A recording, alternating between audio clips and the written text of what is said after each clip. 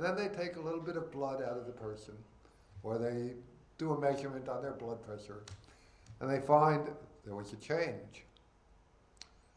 Well, the change that they find is about the same as the change that they find if you take somebody who has gotten up in the morning and you feed them a bowl of cornflakes.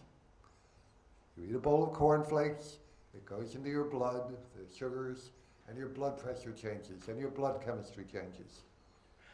It's not a big thing. And there's no way of avoiding it. It's called being alive. We have to eat, we have to breathe, we have to get up and sit down. Every time we do that, our body changes. If you're in a room with some smoke in it, if you're somebody who worries about smoke, yes, your blood pressure will go up. Not because of the smoke, but because you're worried about it. And who made you worried about it? The anti-smokers. They are the ones who cause disease. All right, economics. How many people here have heard that smoking bans do not hurt the bar and restaurant business? Have people heard that? The anti-smokers love to say that. Just a little over 6 months ago, a big study came out of Ohio State University that was headlined all over the world saying smoking bans do not hurt bar and restaurant employment. They played a lot with numbers to try to get that to be true. They didn't know I would look at some of those numbers in the background and find something out. What they had done was they took the numbers for the bars and they took the numbers for the restaurants. And they could see very clearly the restaurant figures, they only went down a little bit, not really significant. The bar figures went down a lot. The problem was when they had filled out their research grant. This morning we heard about how you have to apply for funding and how they blame your funders. When they filled out their research grant to get this funding for the study, this is what they promised. Our proposal, or this research, will provide public health officials and tobacco control advocates with information that can help shape adoption and implementation of CIA policies, those are smoking bans, and prevent their repeal. So in their proposal, when they applied for $1 million to do a study, or $500,000 in this case, they promised our research will help shape adoption and implementation of smoking bans and prevent their repeal. So now you know why the study combined the bar numbers and the restaurant numbers so they could muddle it all up and say nobody got hurt.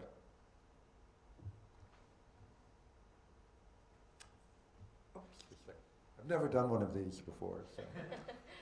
The final point on economics comes from Minnesota.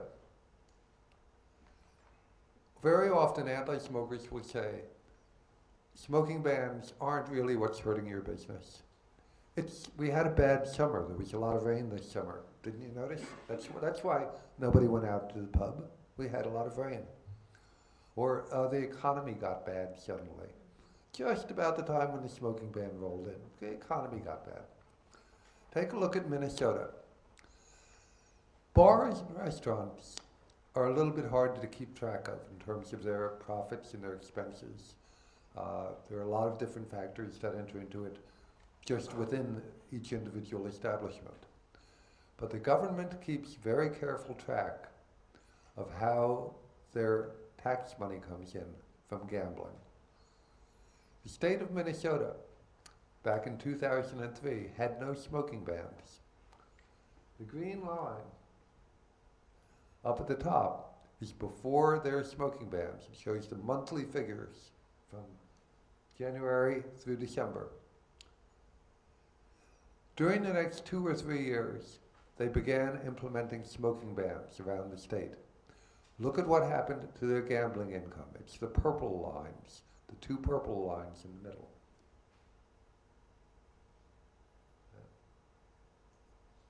Those purple lines show the damage that a partial ban did. And notice The damage started exactly in January. And that was when the smoking bans began. Now, during the year of 2007, the entire state went for a full smoking ban. Take a look at the effect that kicked in September and October of 2007. And then look at 2008, the first full year of their full smoking ban. All of that damage was done because of the smoking bans. Why is it supposed to be March?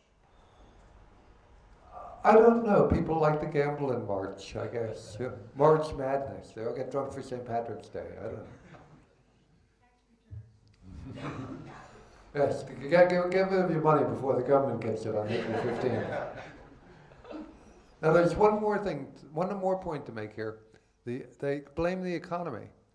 Anybody heard of the worldwide economic meltdown that happened around the end of 2008? The entire world fell apart. Take a look at how the worldwide economic meltdown comes in here. It's just a tiny little blip after the disaster of the smoking bans. The smoking bans destroyed the gambling income in Minnesota. They dropped it by about 25%. The worldwide economic meltdown only dropped it about another 5 or 10%. It's not the economy that's hurting the pubs. It's the smoking ban.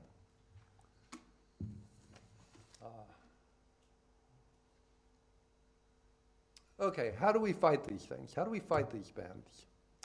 We need tools. We don't have money, so we got to have good tools. We know how to fight in terms of getting out truth and facts. That's how we beat their lies.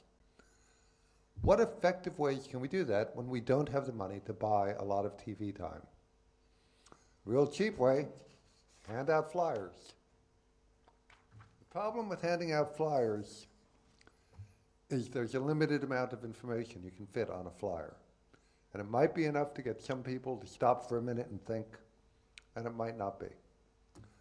You need something a little bit more. And first idea I came up with was, I'll write a book. The problem was a book is too big. Not enough people are going to spend $20 to buy a book and read the entire thing when they don't even know what's in it. I said, fine, we'll make a combination. Several flyers, all strung together into a little booklet. Put it in plastic. Plastic covers, some of you have them here. You can show them to the people with you. This is something that actually will be read in a bar. So often I've put this on a bar for people, and surprisingly, they will sit there, and once they start reading it, it's all in big print, and they will just keep turning page after page until they read the entire thing. This booklet does some of what we were talking about with explaining the studies and explaining how they have lied. That graph from Minnesota is in here. The information about the heart attacks is in here. It really shows what the title says, the lies behind the smoking bans. That's how we get people angry. And that's how you can get people to sign a petition in a bar, get them to give you their email address so they'll be active with you in the future. It's a very good tool. Now, a more advanced tool are the actual books. Whoops.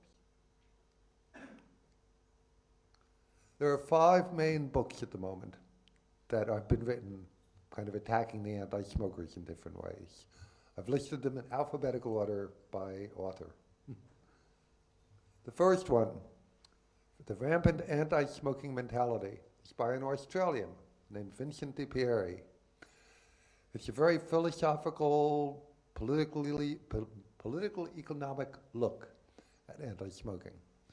He does a very good job. It's a very huge book. It's about 600 pages. Very scholarly, very carefully done. Unfortunately, it is no longer available.